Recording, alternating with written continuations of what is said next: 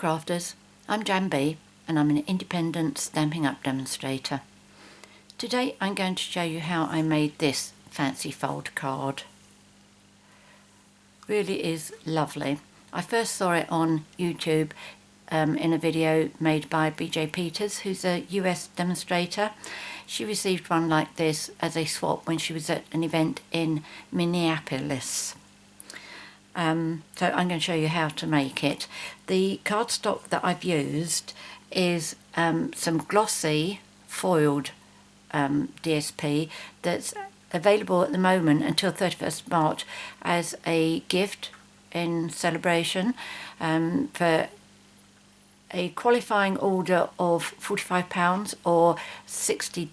You can choose a pack of this paper free.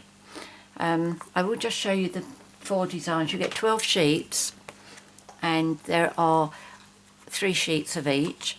There's this one, which is the one I'm using today, or at least one of those I'm using today. As you can see by my card, you can colour this, which is what I'm going to be showing you. This is actually rose gold. This colour looks very, very much like copper. This is also rose gold. I don't know if this is going to show up on the screen or not, so if I tilt that very slowly so it goes through the shine, maybe you can see how pink it is.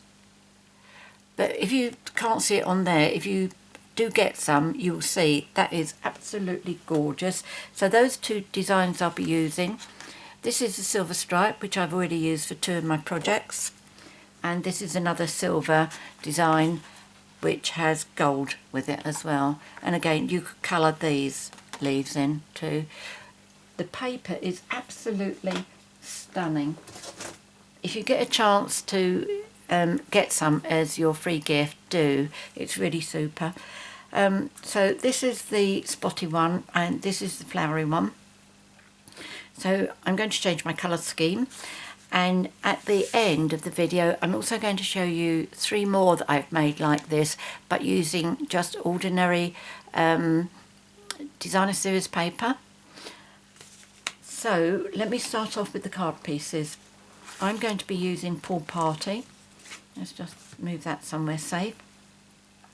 And what you need is a piece of Pool Party cardstock, which measures 5 3/4 inches by 11 inches, which is 14.5 by 27.9 centimetres. You need 2 pieces of designer series paper, which measure 1 1/8 inches by 5 5/8 inches, which is 2.8 by 14.2 centimetres.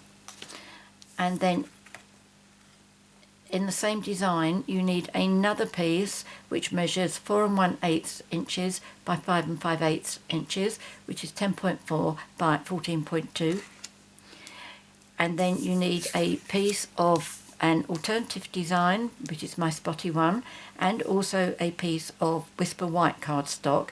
And both of these should measure 2 5/8 inches by 3 5/8 inches, which is 6.6 by 14.2 centimetres.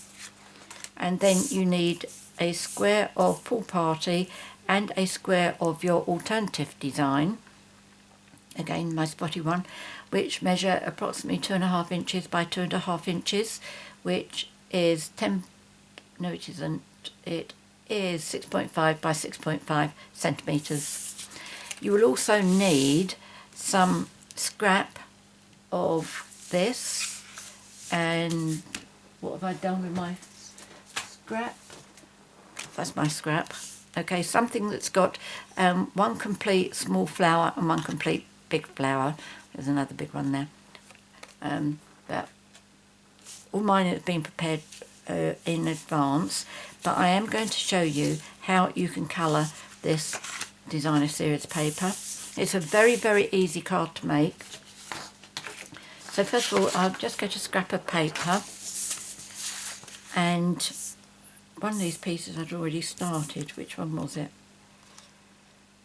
No, it was really very light. Or did I take... Oh, I know. I put it over here, didn't I? Oh, yes, that one there.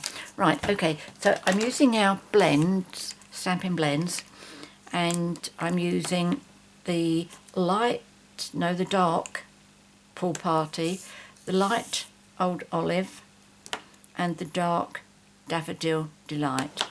So what I'm going to do is I'm just going to colour this one down here, and because it's got a little bit of leaf there.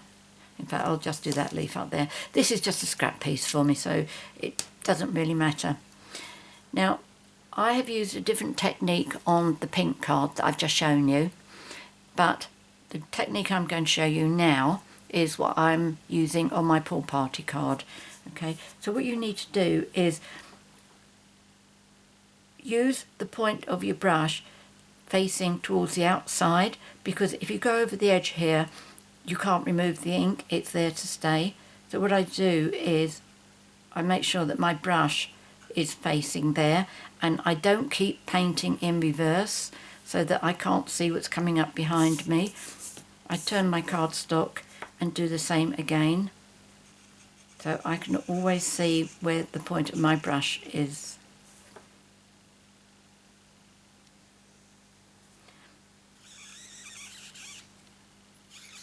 And then I just do nice straight lines.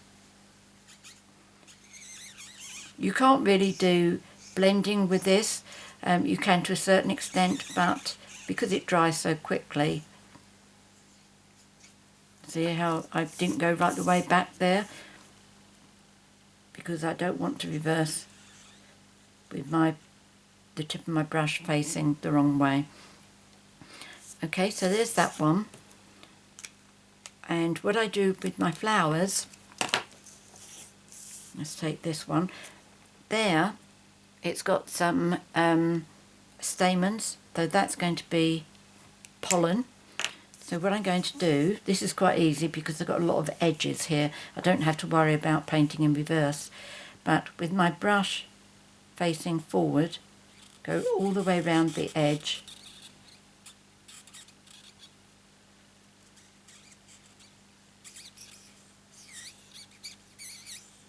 And again, just keep moving in continuous lines.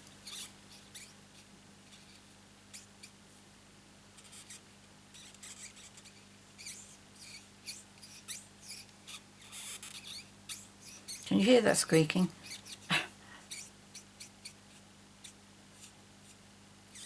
Now, as you can see, I've avoided going over the stamens there, just gone around them. So I'm just taking my dark Daffodil Delight and I'm just drawing some yellow on there. You'd be surprised what a difference that makes. But my sheets are already painted, so I could show you that in a moment. What I also want to show you is, I will show you this up close so you can see the kind of lines that you get when you're painting just straight lines. Now you can get another pattern, which is what I've done on this one. If you look up close, you see how I got the like dots on there? Now you may not like that. If you do like it, this is the way you do it. If you don't like it, this is what you avoid doing. So what I do is, in fact, let me go back to this one that I've got the lines on it. I just go over it again and I just do little like touching it, and it's, I don't know quite what this is doing, but it just sort of spreads out. If somebody can help me out here with how you would describe this, but it like causes almost like little splash marks. You see that?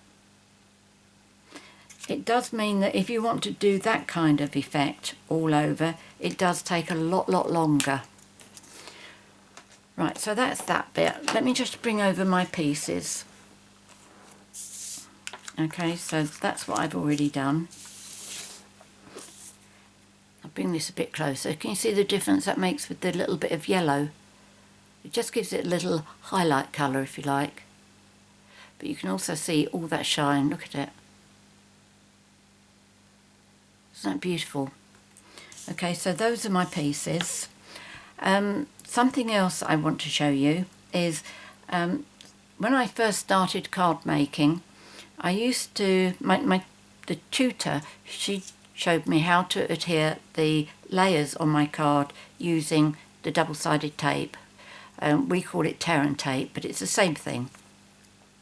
And I had a go at it last week, and I'd forgotten how easy it is to use that and to get these on nice and straight.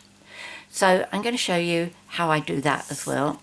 And I've already prepared these. I've got my tape on the back of all of them, except my, let me see what else do I need. I've got that one, that's got tape on the back of it. This one, because that's my stamping, that one doesn't need it. But first of all, I'm going to show you how I actually apply. In fact, no, let me do my stamping first, because then I can apply it on there and I'm not wasting anything.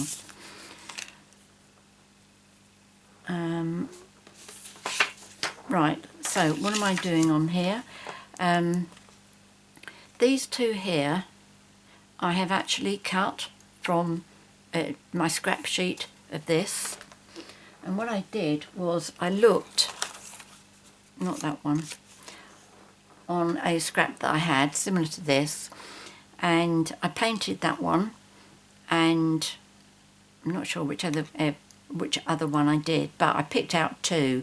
You could have anything that's got a complete flower, because that little stem there you can cut off quite easily, and that one has got a stem to go with it, which is basically what I've done here.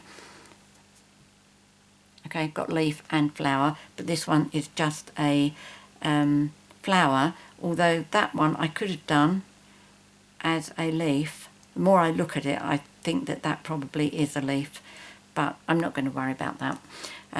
Whatever you think it looks like to you, then that's fine. When you first saw my card, I doubt that you were screaming at me, "Jan, you've painted a leaf." I hope anyway. Right, so I've already done mine in advance. There's my two pieces, but I'm going to show you on here, because this is just so much easier.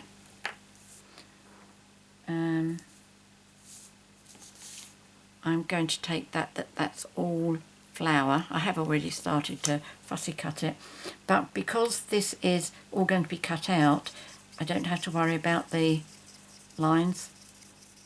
Just so nice and quick and easy.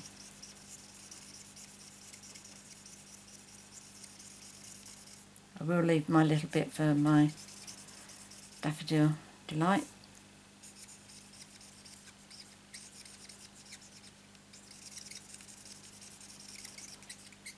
And then whatever colour you come up with, if you're not happy that that's dark enough, you just go over it again. The more you do it, the darker it will get. Okay, so that's all I'm going to do on that one. I'll just do my stamens.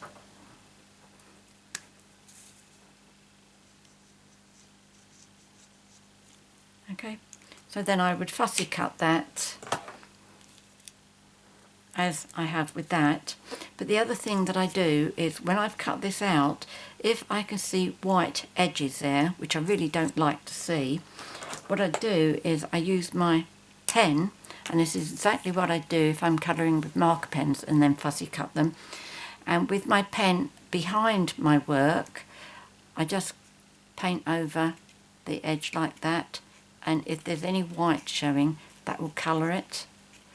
And if my pen slips, it goes down the back there, rather than if I'm doing it from the front and it slips, it'll damage my work. So there's that tip for you. Right, so that's all the painting and everything done. So it's just this, and the other thing that I did was I stamped the sentiment, which is from Picture Perfect, and it's this one here. So I'm going to do that in Pool Party ink, and I'm just going to guess where halfway is. And I rather like this sentiment because I don't think it really matters if you're not perfectly straight. Okay, so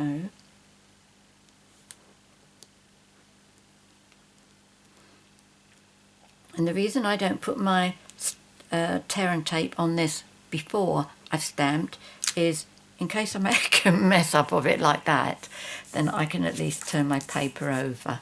I must have known that that was going to happen. Let's try that again.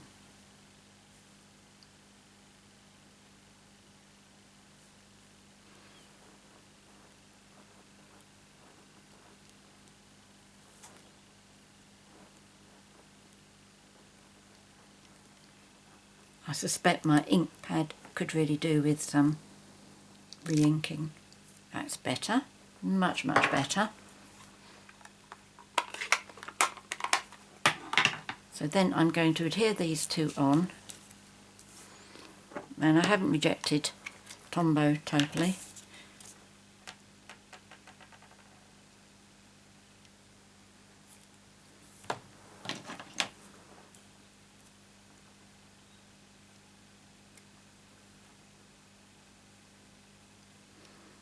I definitely prefer this with a bit of greenery with it.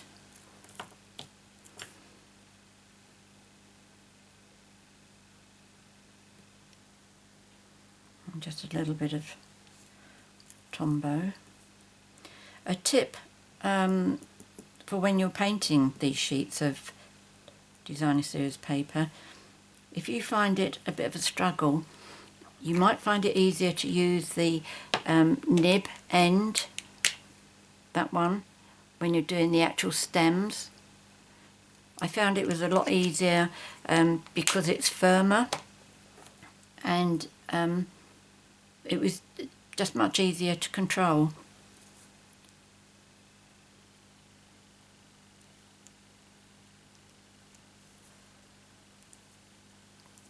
There we go. Right, I'm happy with that. Now the other thing that I've done, I don't know whether you noticed on here, is this little corner. I think that adds so much.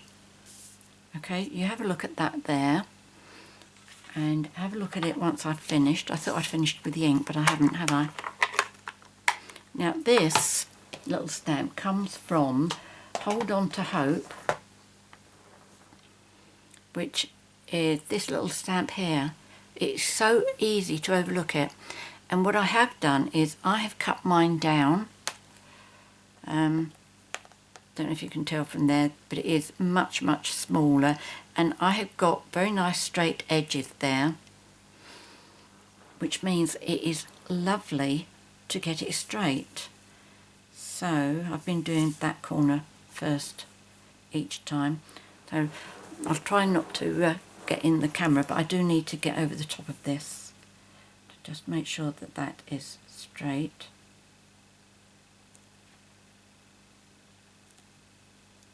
Okay, and then I just turn it round because it's like getting it in the same position all the time. Except I've got a light shining on this, and oh, I thought I'd missed that. Come right down. Yep, still in shot. That should be a lot easier.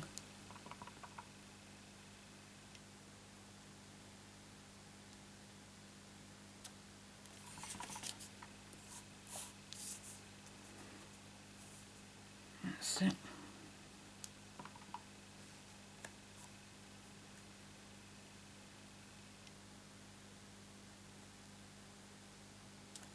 There we go. Oops, upside down.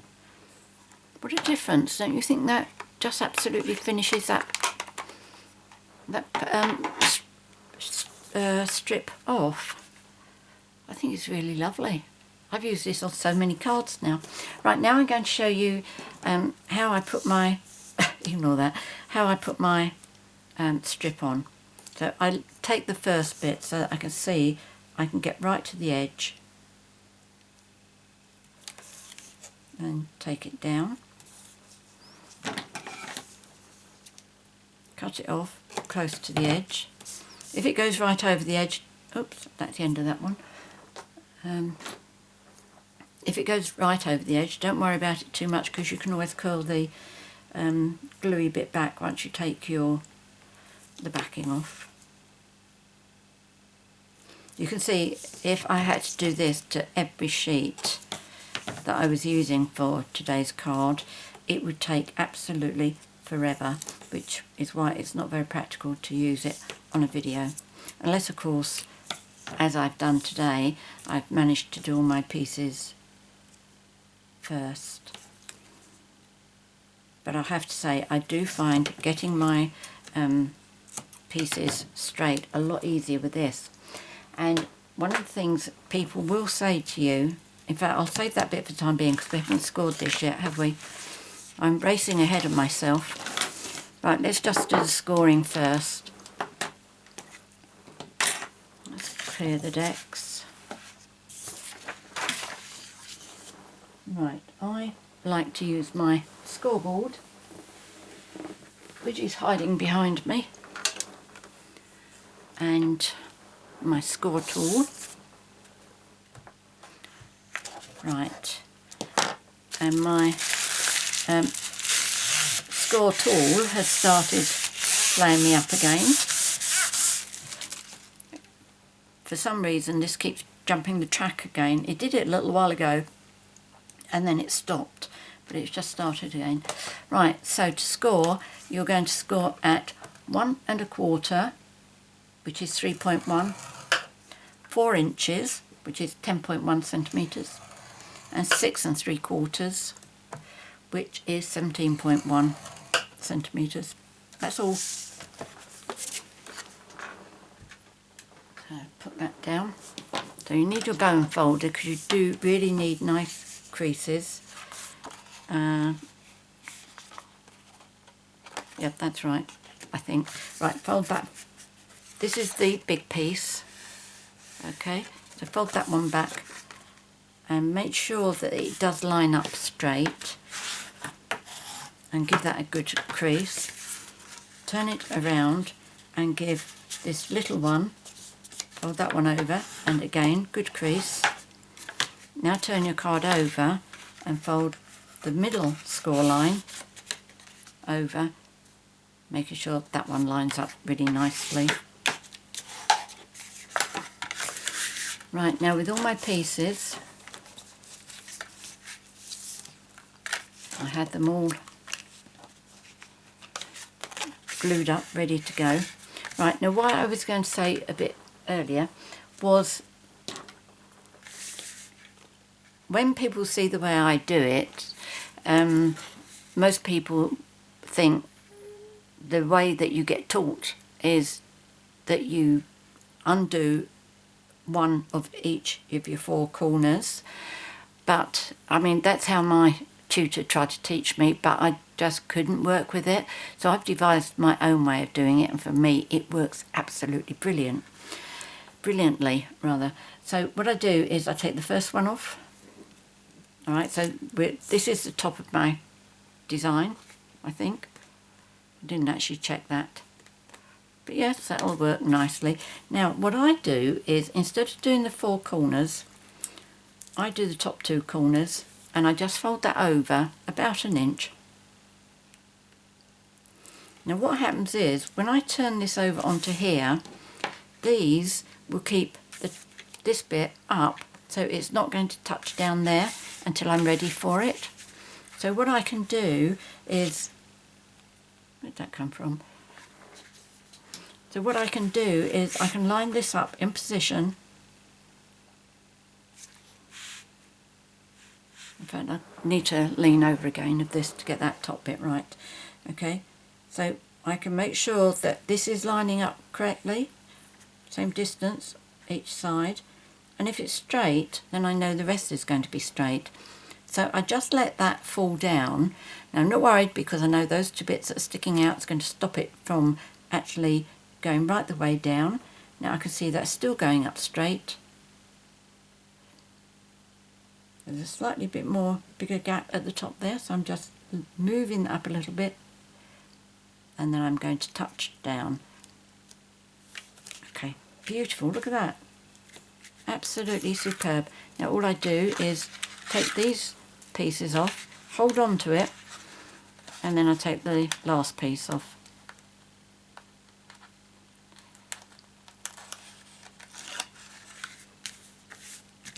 There we go. How about that? So this one, you're going to have this one here. We do the top first.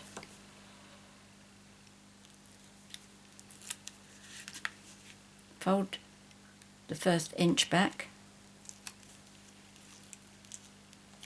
That's more than an inch, but never mind. And that one.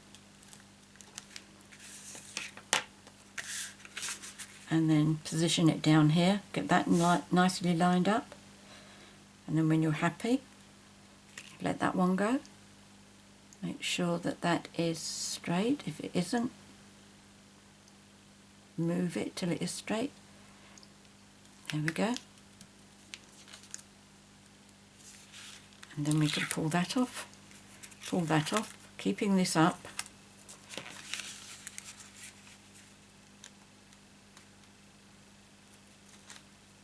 There we go. In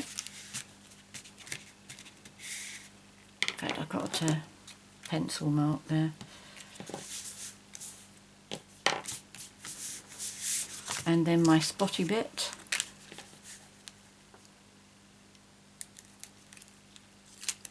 I wonder how many of you use tape to adhere down your layers. I'd be interested to know.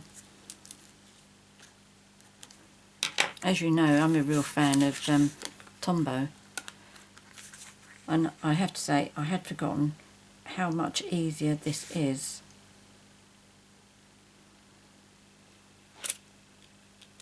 So just make sure that that's all nice and straight and lined up. Yep, that's good.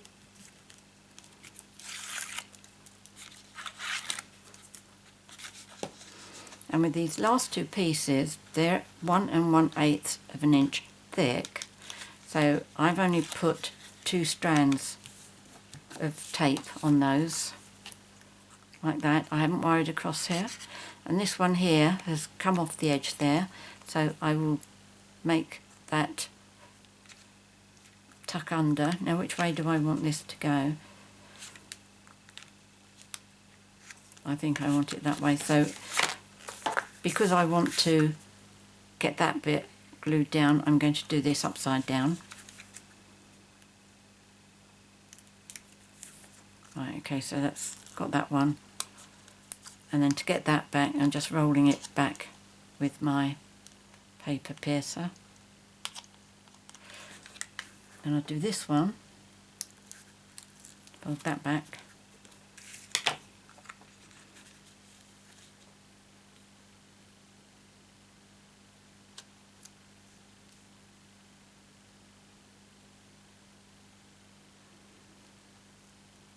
Oops, sliding. There we go. So there's that. And then to the front of our card, it's this one here. I don't think I mind which way that one's up. Nope, okay. Take it as it is.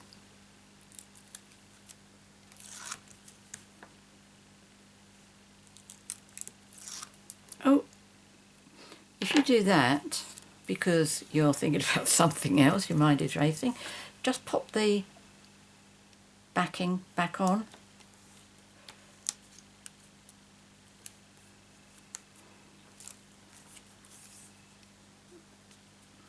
And then go back to your original plan.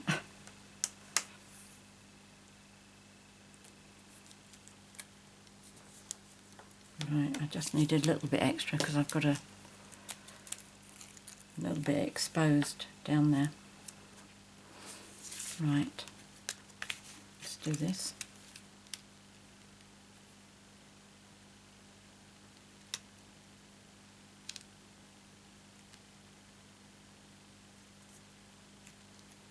There we we go.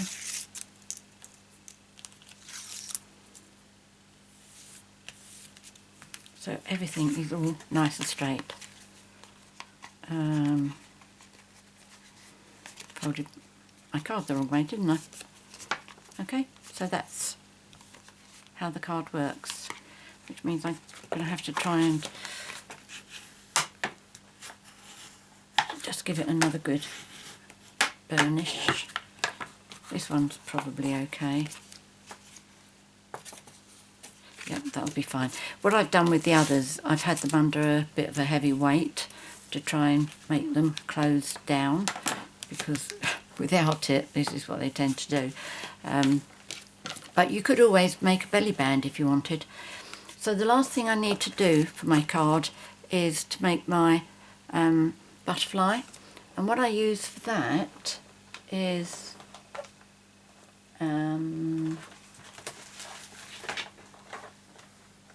from the Move Me Thinlits. I use that one, and I use that one. The coordinating stamp set is You Move Me. You may have seen this that I did a couple of weeks ago. I did a video where the card was moving and that cut out the window, so it looked as if the bird and the butterfly were moving, flapping their wings. That was great. Right, now I need to die cut these. So let me get the big shot up.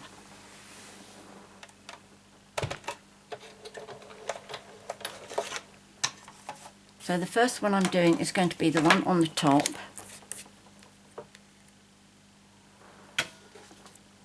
And I'm going to put the outline butterfly and the decorative butterfly. Make sure that's inside nicely there. Crank that through.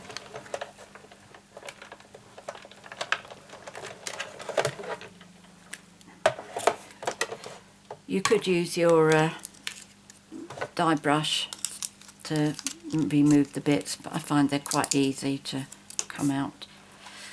Right, now I need a blue one just to get the outline. This is what's going to sit behind the one with all the holes punched in it. And what I really like about these dies is both of them, whether you use the single cut like this one or the fancy one, they've both got antennae. And I love that. Right, so that's all I need for the big shot.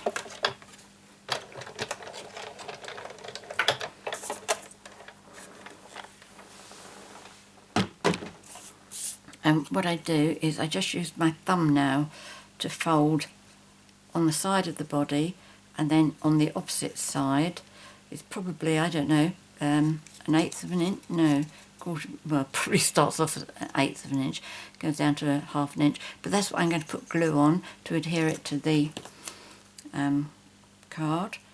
Now this one,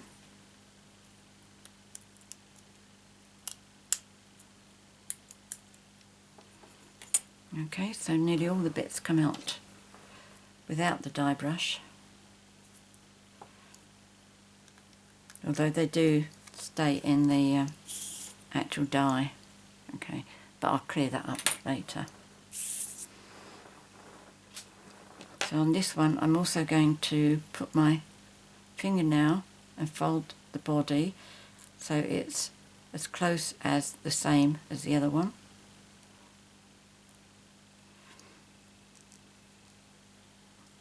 And then I'm going to bring in my silicone mat and Tombow.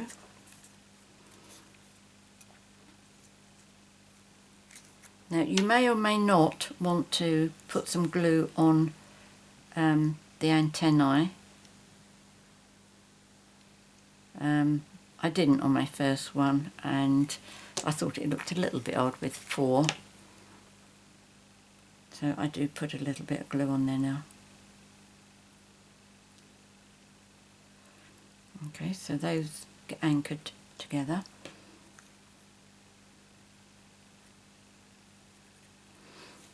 And then to put these on my card, let's move that over. What I'm going to do is I'm going to adhere it so that it is just onto this blue line here and on here. I'm not going to try and get half the body off because it's not going on there. It's not got much to hang on to. So I want to make sure all of the body is on that particular side and not hanging off. But I don't worry about putting any glue on the antennae. Okay, so if I put that like that, put that there just in case any glue does come off, and I'm guessing this to be halfway. So the edge of my cardstock here is going through the centre of the antennae and through halfway through his tail. Well, not a tail, the end of his body. Okay, and then the final thing that I do, just make, oh, there's some glue there. It hasn't actually come through, but it's lurking.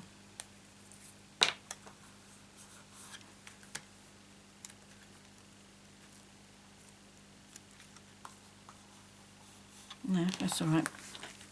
I can move that. Now I'm just going to put some pearls down here, and I was very fortunate in as much as when Stampin' Up announced that they were going to reformat the way they do their pearls, and the old ones went on to, I'm looking for some scissors, oh here they are, my non-stick scissors.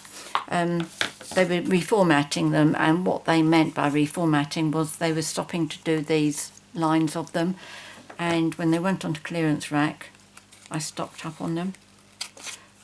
The thing is, on a video I don't want to sit here and make you watch me adhere 7 individual pearls. It was a shame that Stampin' Up stopped doing them, but there you go.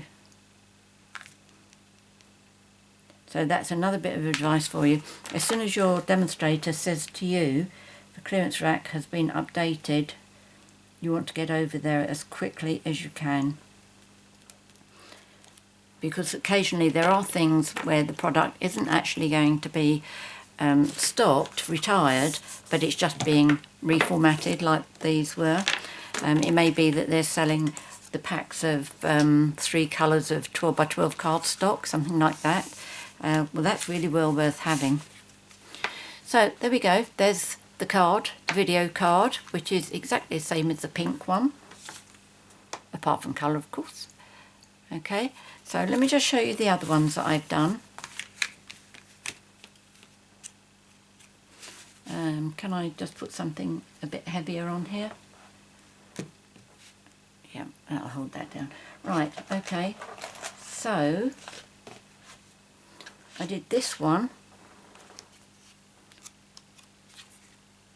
which I've made as a wedding card. I've got in here, wishing you a marriage made in heaven and a lifetime blessed by God. And this stamp set, again, I've got the little decoration in the corners, but this stamp set is, I believe, Rose Garden, no, Rose Wonder. Okay, so that's that sentiment and that flower. So there's that one. As you can see, they don't pop up anywhere near so much as these once these are just done. This is another one which I have used a whole lot of love or something. Let me see, whole lot of lovely. These designer series paper, and that's a birthday card. And these little bows, that was from the Picture Perfect stamp set, and the sentiment was from there as well. That's 2-step stamping with that one. So there's that one. And then lastly, not forgetting the men, this designer series paper is A True Gentleman, and the stamp set is Lift Me Up, which is that one. And this one also comes with the stamps, which also has a set of dies with it. Okay, I used that one there. And then on the inside of the card, I've got two more. I use the same sentiment, happiest of birthdays to you, but two more little balloons there, and the big balloon. So there we go. That's today's project. I hope you like it, and I really do recommend that you try and get hold of some of this designer series paper. It really is gorgeous. And right, finally, many thanks for joining me today. If you have any questions, please leave them in the box below. I'm always happy to help you if you've got any questions. And if you would like to purchase any of the products that I featured here, this one's a free gift, don't forget. So any orders that you do buying any of the other bits and pieces, you could get this free. There's a link to my 24/7 shop in the box below the video. All the products and the measurements that I've used, again, will be in the box below the video. If you've enjoyed my video and you'd like to be notified every time I upload a new one, which is normally Wednesdays and Sundays, please subscribe to my YouTube channel. And if you're looking for new ideas and inspiration, I normally post a new card to my blog every day, cards that don't make it as far as a video. And my blog is www.jambecards.com. So pay that a visit. That's a daily thing that I'm doing. And finally, celebration actually ends on the 31st of March, so not long to go now. If you like getting free gifts, and who doesn't, for qualifying orders over £45 or €60, you can choose a free gift. There we go. That's it for today. Many thanks for joining me. Until next time, happy crafting. Cheerio.